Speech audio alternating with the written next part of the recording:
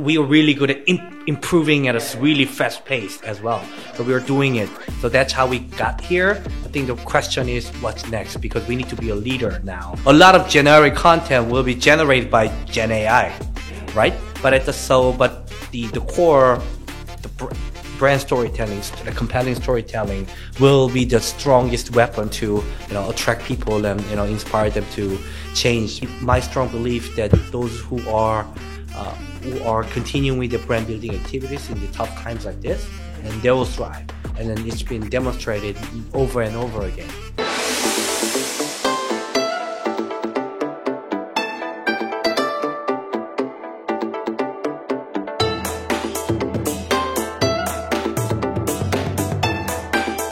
Hello listeners, welcome to the Crouching Tiger, Hidden Dragon podcast.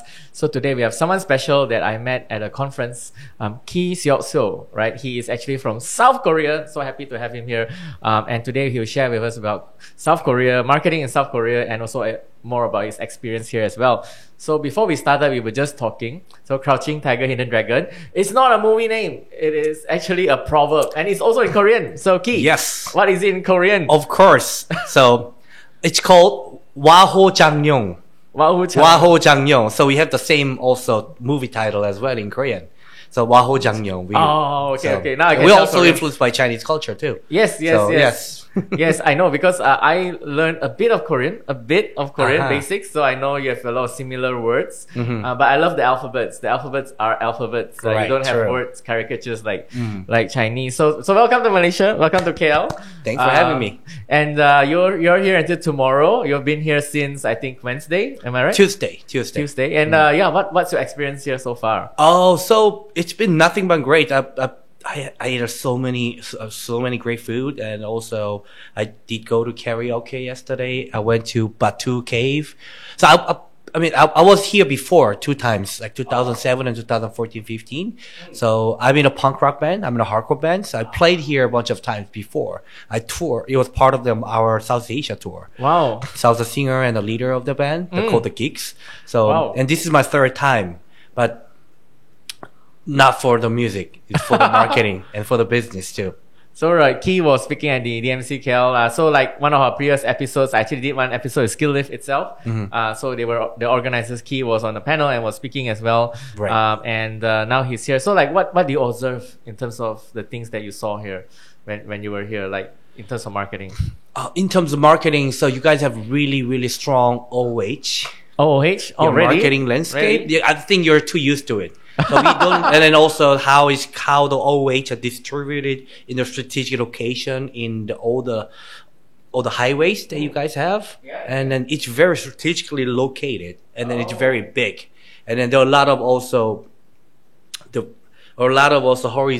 vertical landscape OOHs. They were really amazing to me. Yeah, we don't really have that in Korea. What? Yep, we do have our own different versions of it, but how you guys interpret it and how you guys implement actual OOH devices, amazing. We just want to advertise because we have a lot of traffic jams, and we make the most out of it because it's stuck in traffic to watch something. Right. And you say you saw a lot of Korean faces. Right. This is my first time. So first time I was here in 2007. So Korea wasn't a thing back then. There were some Korean like movies or K-pop stars were starting to gain popularity, but not like this. Now I'm seeing all these familiar Korean faces, here and there. Jungkook from BTS and BTS promoting Koei. And also I went to a karaoke yesterday in Klang. And the default music and the music video was Flower from Jisoo from Blackpink. So it was just great. Wow, there are so many familiar faces. So I guess like K-Tay influence is real. Yeah, it is. One of the things, right, is even our product launches. A lot of our product launches, we invite Korean celebrities to do our product launches. Because okay, so fun fact, right? Here our marketing is very segmented. It is very segmented. We have 3 major races, and all Right. Malaysians, Yes. we know this. We have Chinese, Malay, and the other races, Indian, Right, and the rest Indian. as well. So why Korean? Because it's the only one where it will not be racist. Yeah, identify. So Malays love Korean. Like you see, like even like the Malays in Kelantan, whatever it is, they watch K drama. Right. So and Chinese love Korean as well. Right. So it's the one thing that goes across all races. Right. So Yeah. yeah. Also, my friend made a very interesting point. So all these global brands used to use Western-looking models, and to you guys, it might not be that relevant. So you're looking for alternative. And also combining just your point, the point you just made. And then now K-pop stars are the perfect fit as a solutions to those problems. Yeah. So, Interesting. Yeah, we have Key here. So the reason why we're talking about marketing, he's actually in his LinkedIn. He says Supreme CMO, and he used to work for brands like Chevrolet many years in South Korea, and many brands as well, including he was just recently the CMO of IKEA Korea, in, yes. in Korea as well. So briefly, maybe describe like your experience working in marketing in Korea. What's the marketing landscape like? So I didn't start as a marketer. So while I was growing up, I wanted to be a like international trade businessman. Oh. That was my ultimate goal back then. And that's how I got my first job at GM as an export sales and marketing person. So GM Korea was designing, manufacturing, engineering, a lot of cars, and then we sold them in Korea. But at the same time, we export all those cars and parts that we're building for the global market. So I was part of the export division back then. Therefore, GM had 2 different major businesses: export business and the local business. And I was building my career in the export division, and then somewhat they liked what I saw. And they transferred me to the local business, to the Korean market. That's how I got started my journey in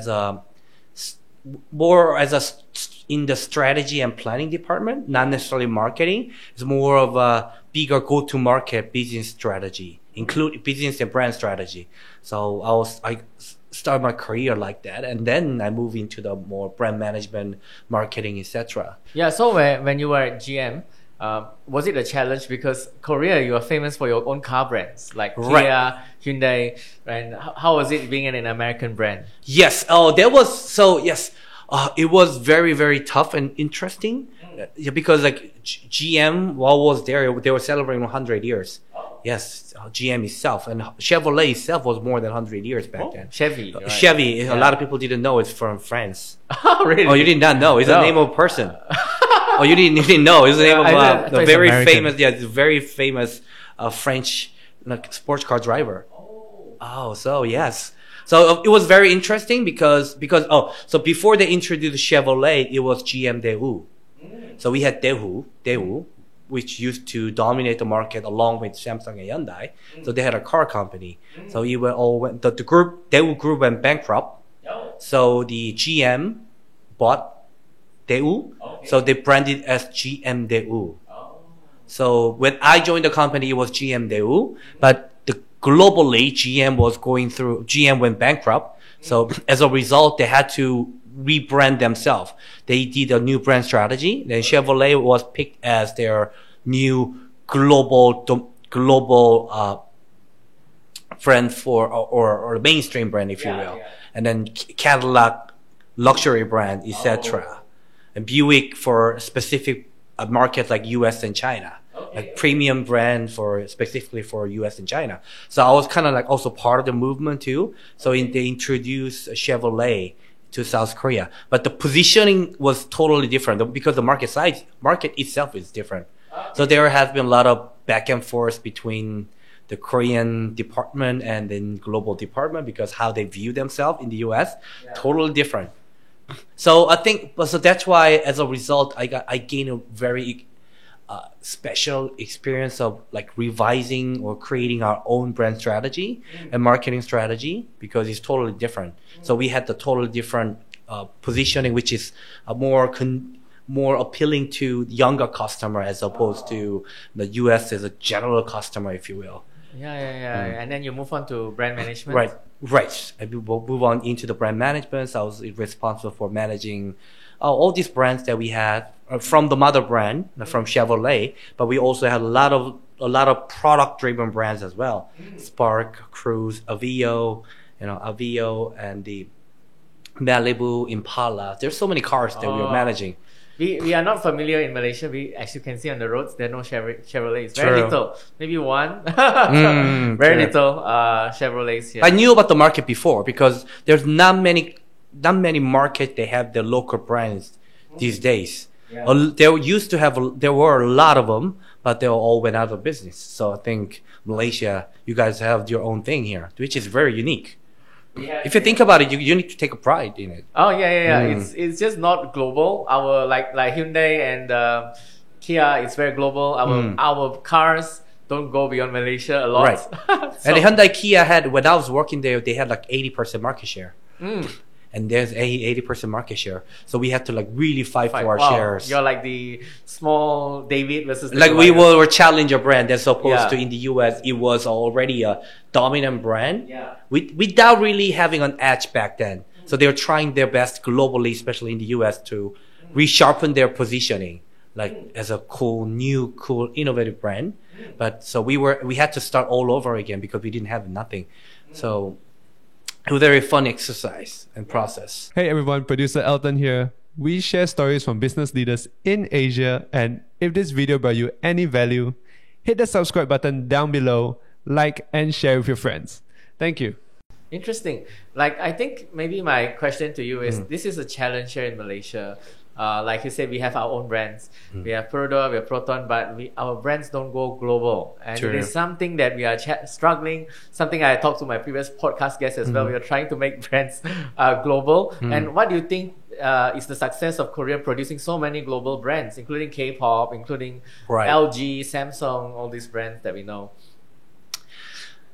I think just in general, the reason why the K brand, if you there's such thing as K, like we call everything K, like K food, K movie, K drama, K fried chicken. KFC is a Korean fried chicken at the Kentucky, so things like that. So so I'm not sure if you're familiar with the Korean food called bibimbap. Yes. Mixed rice. You know, my fun fact, I used to live with 2 Korean dudes from Busan. Oh, okay. And because my name is Bob, my nickname was Bob. Oh, Bob rice. Okay. And then there's another thing called budae-jjigae, which is Johnson stew. Okay. So I think they kind of represent the K culture in general, from my perspective. This is my just theory, my perspective. So it's more like you take all these ingredients and you mix them up. And then also Korea being the poorest country in the world, we had like very strong ambitions to become an advanced country. So we spent like 30 years of just working tirelessly. And through that, we were just embracing all the leading cultures from all over the world. The US, Japan, Europe, anywhere, and anything good coming from Southeast Asia, we were just taking in. I think around early 2000, I think we were finally at the point where we can start creating our own stuff on identity, which consists of like 2 different things, like very familiar it encompasses so many familiar elements. So from global perspective, they were like, oh, this is I'm familiar with this, but at the same time, we are at the point where we can create our own unique identity, where they say, oh, this kind of twist I've never experienced before. Okay, it's different. But it's not too alienating from global perspectives. I think we are at the point where we're really good at that. And then now, in the past, we've been a great follower. So we're really good at like taking what's good out there and then mimicking and copying and creating our own.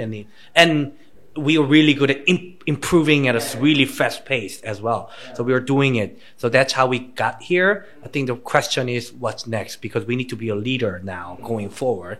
That requires a new DNA, new ways of working, new ways of thinking. So that's kind of like a big topic in South Korea now. Yeah. Like, I think my next question is like, how do you, like every country wants to have their own brand. Right. But your brand are really global. Like, how do you become a success outside of Korea.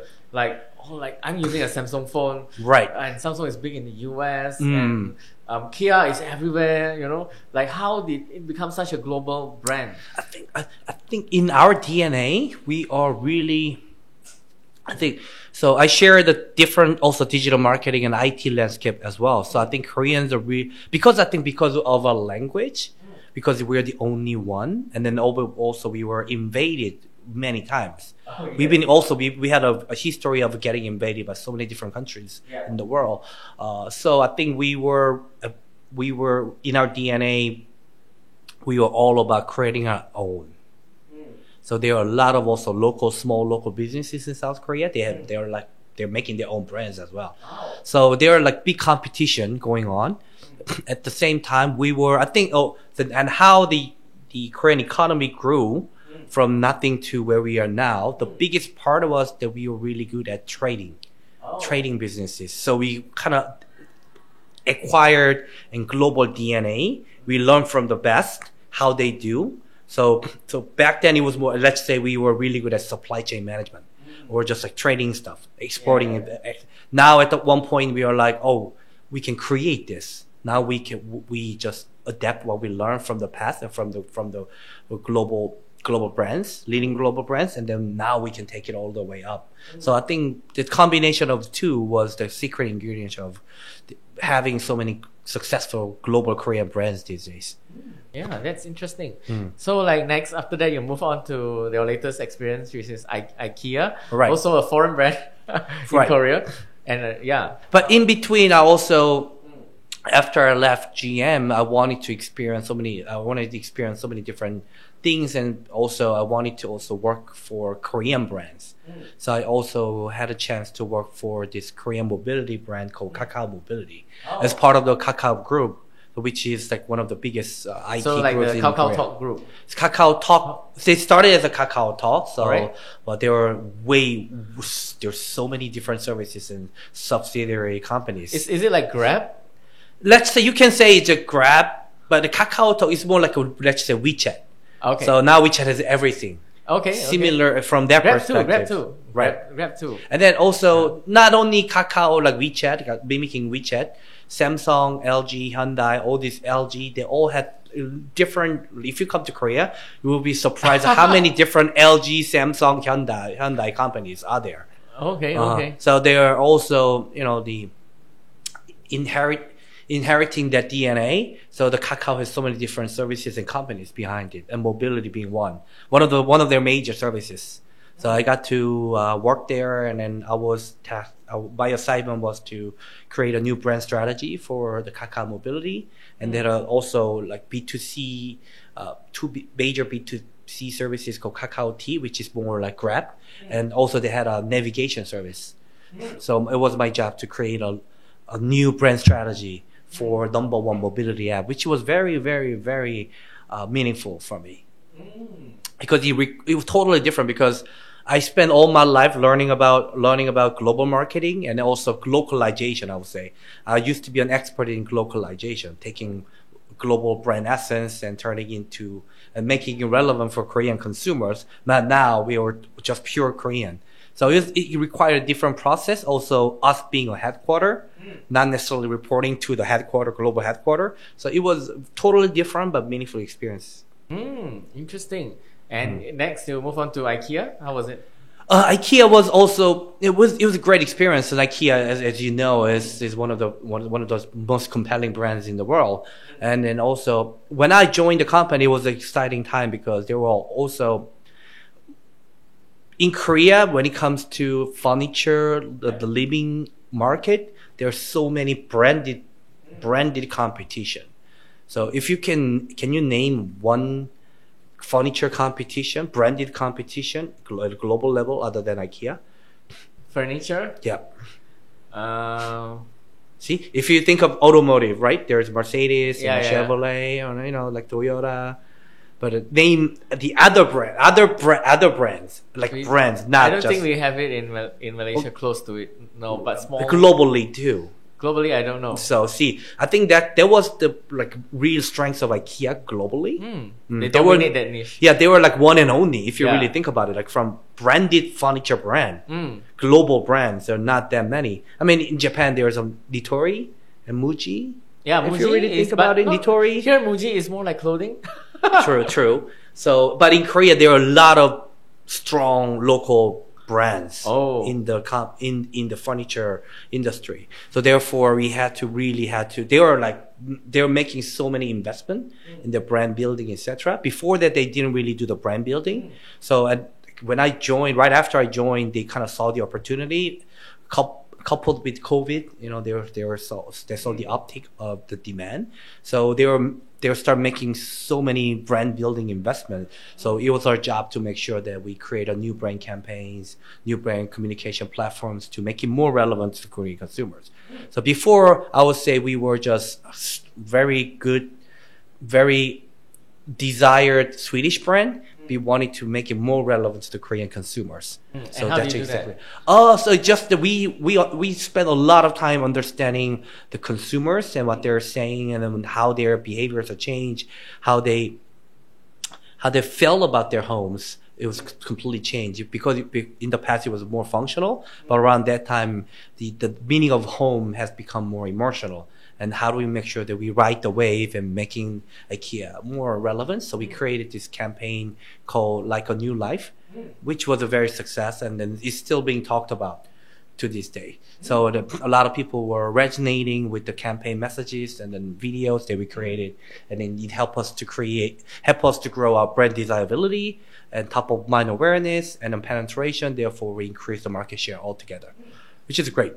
Yeah, here in Malaysia, IKEA, yes, it's famous for furniture, but it's more famous for the retail experience. Right, true. Yes. People go there for that retail experience, for the meatballs and to walk around. So like we have two alone in KL, at least two, and then we have in other states as well. So they use this more like a retail experience for people to go there and buy furniture. Of course, not so much e-commerce. Is e-commerce a thing? Where people buy furniture from in a big thing in Korea. Yes, e-commerce is very big in South Korea. It's very advanced as well, if you will. Then there are really major competition from global brands and the local brands too. But we don't really have Amazon in Korea, and we don't really have any other global platforms playing well in the market. So it's all about local players. Coupang, if I were to name one. Coupang. So like here, this is just a fun fact when you go back and share back to Korea. Right. So we have a lot of, in Malaysia and Southeast Asia, we are very big on marketplaces. Our favorite Shopee, Lazada. Right, I know. Our very favorite two biggest marketplaces. And then, okay, if you have your own e-commerce store, yes, good, but marketplaces are the way to go. Right. Is it the same in South Korea? It used to be like that, but the Coupang, and so we have two major e-commerce players in South Korea. One is Coupang, one is Naver. Oh, Naver. Naver, just for your information, for all the people out there, Naver it's more like Korean Google, but now it's combined with Shopify. Okay. It's like, are you familiar with Shopify? Yeah. Like the global, like make it easier for all the sellers to create their own stores. So they integrated into the Naver platform. So those are the two major platforms. But what's interesting about Coupang is that a lot of their success came from their what they say retail business, the Rocket business. They purchased all the goods themselves and store them into their warehouses. They're building so many their exclusive warehouses. And then if you order now, there's a guarantee that you'll get it tomorrow morning. And so there's a rocket delivery. As opposed so they're using their power, they dominate the market, and then using also that power, that platform power, to make they do have a marketplaces, businesses within Coupang.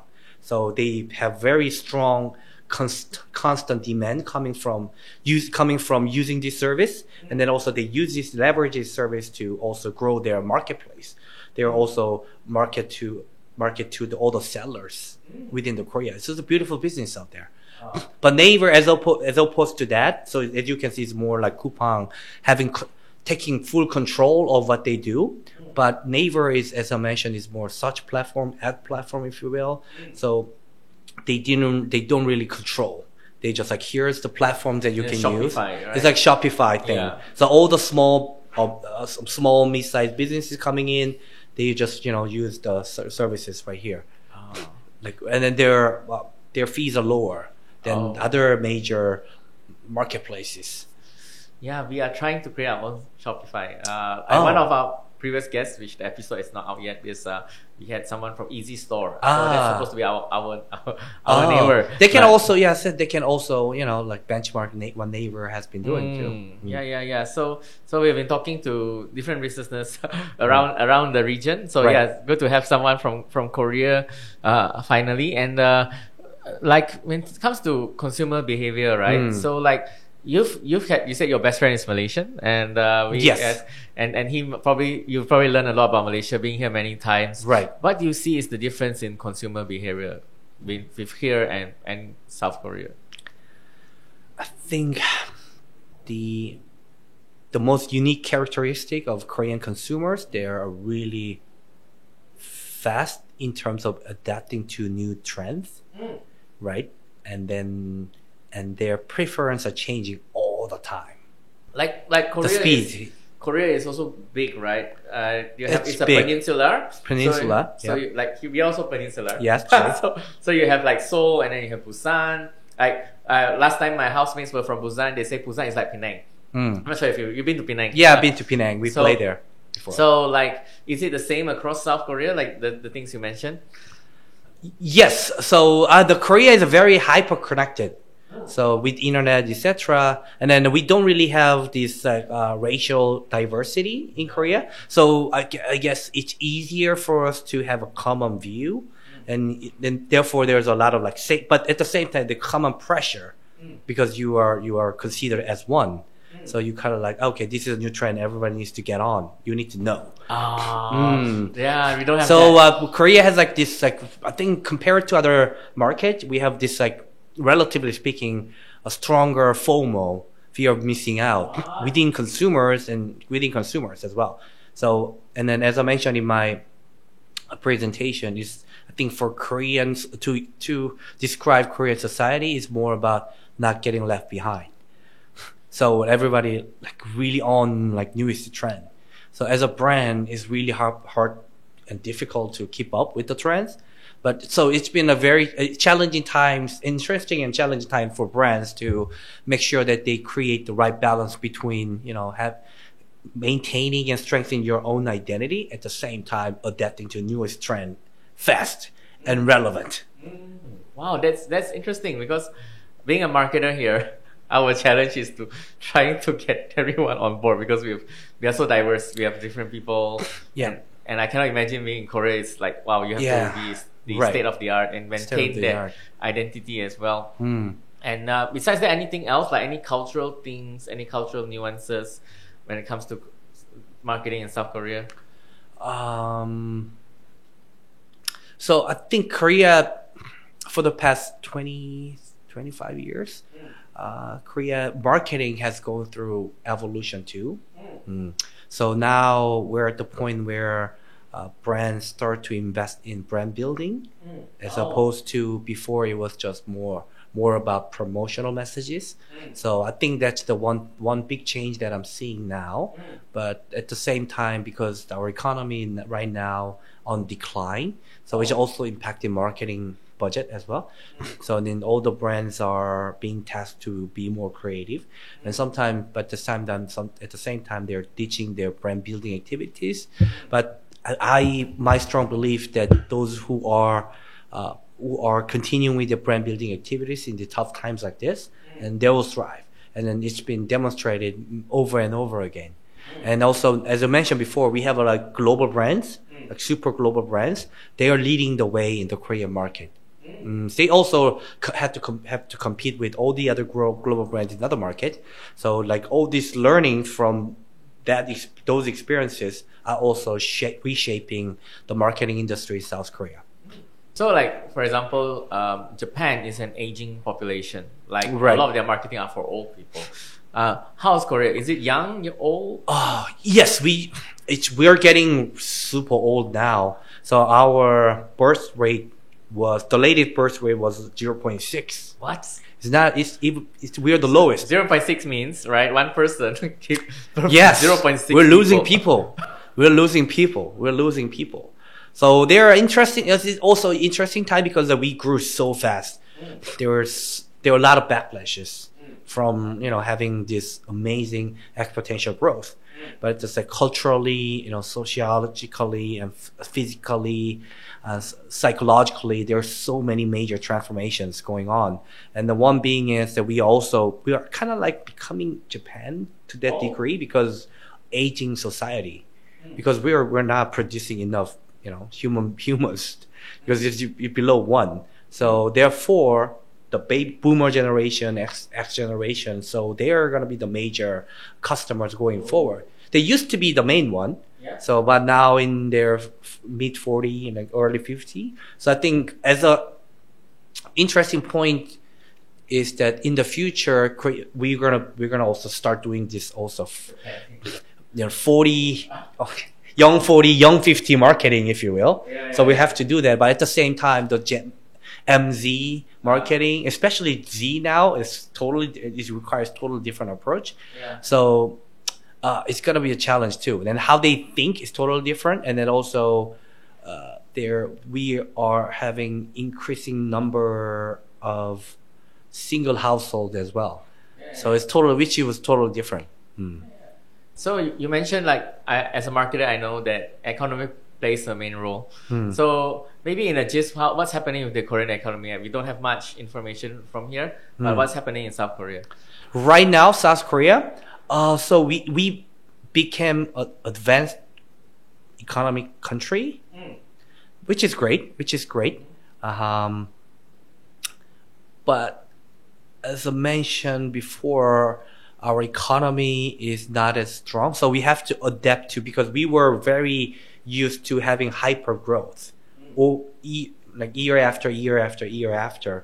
But now, given where we are now, we're not going to have that. So we're going to have to adapt to this lower growth rate economy going forward. And it's been already causing a lot of different problems from job market. And also one of the core pillars of a Korean economy is the real estate housing market. Yeah. So it has been affected by this global economic downturn as well. So it's been causing a lot of problems, but not to mention all the, demographic and psychological, changes and transformations that we have to deal with. So there are so many different things that are going on. And then us becoming an aging society is also a really critical change. Yes. All right. So besides the global brands that we already know, what are your favorite local South Korean brands, like the Zeus or? Oh, okay. Yeah. That's a very good question. There's a local coffee brand called Fridge. So it's literally 5 minutes from my house. So that's kind of like the landmark within our neighborhood.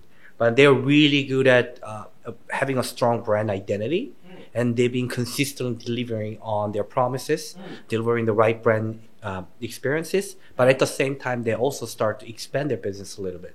So, and if you just type Fridge, and then it also shows a seahorse as their main mascot. So it's been, and then they're also fun, they don't take themselves too seriously, but they're also infusing the fun and joyful aspect of the coffee into their brand. So it's a really, really good brand. Okay, one of my favorite local Malaysian brands. Maybe you can share this when you go back. So it's quite famous. It's called My Burger Lab. Burger Lab. It's our answer to In-N-Out. It's awesome, and it's awesome. Whenever someone from the US, from Singapore, from South Korea, maybe I'll bring you after this, right? Sure, from South Korea, wherever they come down, we bring them to My Burger Lab. It's our best local burger brand. Wow. And I should check that out. Later we can go after this. Definitely to check that out. So wow. that's something that we are proud of, and we are growing certain brands, like we have Farm Fresh, which is our local dairy brand, things like that. So good to hear about that as well. Like you were saying as well, you said this is a strong statement that Korea has the best coffee scene in all the cities that you've been to. Including Melbourne and US and Japan. And Italy too. And Italy too, And right. Italy too, Japan and Vietnam. Oh. So yes, I truly believe that Korea is a republic of coffee. Oh, really? Mm. Because so all these like major coffee cities and countries, they have their very unique scene. For example, like Melbourne is more like boutique premium coffee experience, Yeah. if you will. Third wave. Italy, Yeah. yes, Italy being Italy, right? Yeah, espresso. espresso. Starbucks being Starbucks. Japan, you know the Japan. Vietnam is variety, but then Yeah. also there are a lot of cheaper coffee Yeah. as well. So I view Korea as a department of coffee brands. Oh, and let's go to So South meaning Korea. like all the way. So if you come to Korea, so I think the newest local coffee brands making strides in South Korea is called Mega Coffee, and also Composed Coffee.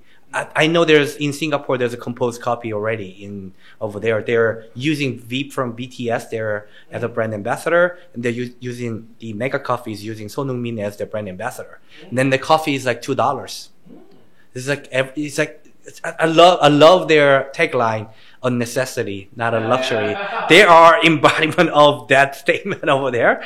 So they are making really big strides, right? So like they're dominating. So there are a lot of like cheaper coffee, but very well branded. Very well branded franchises. So Okay, I would love to go to South Korea. yeah, you should come. Yeah. Okay, so last question. This one is something you mentioned at the conference. Mm. You said influencer marketing is going to be big. Right. I remember your panel session. Yes. So how's influencer marketing in South Korea? Influence marketing in South Korea has been very, very big, of course. And the reason why I said that is that because the conference that we are at, DMCKL, was all about AI, right? Then my prediction is that with the AI, what it can do, and what it can do is that I think what's going to be more important than ever is authenticity. And then human touch, human storytelling, because a lot of generic content will be generated by Gen AI, right? But the core, brand storytelling, the compelling storytelling will be the strongest weapon to attract people and inspire them to change their behaviors and making purchases, etc. So influence marketing, influencer, and how they tell their stories in an authentic way is going to be more important going forward. So as a brand, how do we make sure that you do your own one-way brand storytelling right, at the same time working with influencers to help them tell your brand stories in a more authentic way. So it's going to be very, very important. But another thing is that right now the YouTube influencers are very big in South Korea, and also Instagram is big, but we are not really big on TikTok yet. So I would say in like 3 to 5 years, TikTok is gonna get bigger. But at the same time, there's a Naver is also doing something to strengthen their influencers, mostly bloggers, if you will. So they are doing their thing. So in South Korea, it remains to be that it's going to be very interesting to see how the influence marketing landscape will unfold in the future. One of the things I'm trying to grow here in Malaysia is B2B influencer, because I'm sort of like a LinkedIn. Oh, you are the influencer, yeah. So You're at the like forefront. how's it in South Korea? So we didn't. Oh, so you made a really interesting point. I don't think we didn't have a strong B2B strong influencer scene, if you will. But now, LinkedIn was never a thing in South Korea. Until recently. So I think 6 months ago, it kind of started. I don't know, there was a new wave coming in. So everybody's getting on LinkedIn now. As I mentioned, so Korea is like really all about just getting onto the latest trend now. So it seems like everyone is on LinkedIn now. Okay. I'm under a lot of pressure. So, and B2B influencer is going to be a big one. It's also LinkedIn is producing new B2B influencers. So they're also doing a lot of like clever marketing, like top 20 LinkedIn influencers. Oh, I'm doing that, of course. Yes, of course. They're doing it in South Korea. So it's just the beginning of a new era, if you will. Awesome. So I need to get on it too. Oh. So using this is going to be my chance. Yeah. So thank you for coming on, Kim. Last question I'd like to wrap up with is, Sure. So you recently left IKEA, and what's next for you? So right now I've been giving a lot of, it's been fun 3 months. Sharing people were interested in learning and listening into my knowledge and experiences.